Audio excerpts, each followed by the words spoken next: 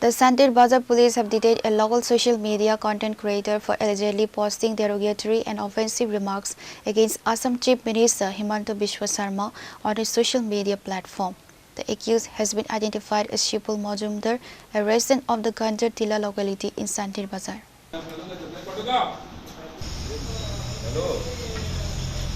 According to police sources, Shipul Majumdar regularly creates online content and reels to boost his digital following.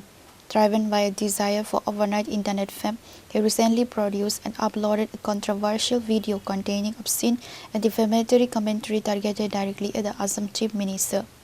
The offensive clip quickly caught the attention of the state's police cyber monitoring unit and senior law enforcement administration, prompting immediate intervention by the Santir Bazar police team.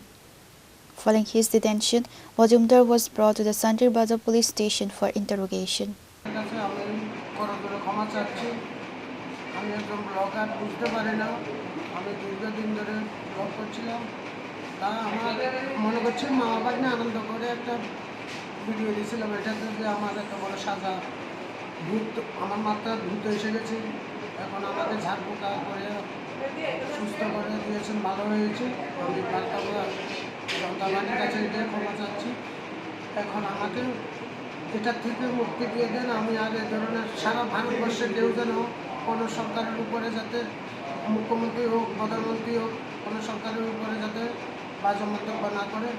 এটাই আমি সবার কাছে অনুরোধ রাখছি আজকে আমার দেখছেন কী হাল হয়েছে আমার থেকে আপনারা যা বার্তা পেতে পারেন যে দেখেন একটা মুখ্যমন্ত্রী বা যে কোনো সরকারের বিরুদ্ধে আপনারা ভেবেচিন্তে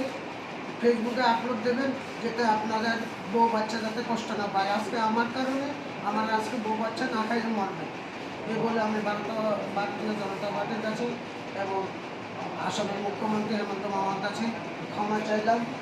The police administration is currently reviewing the content under cyber laws to determine further legal actions and formal proceedings against the creator.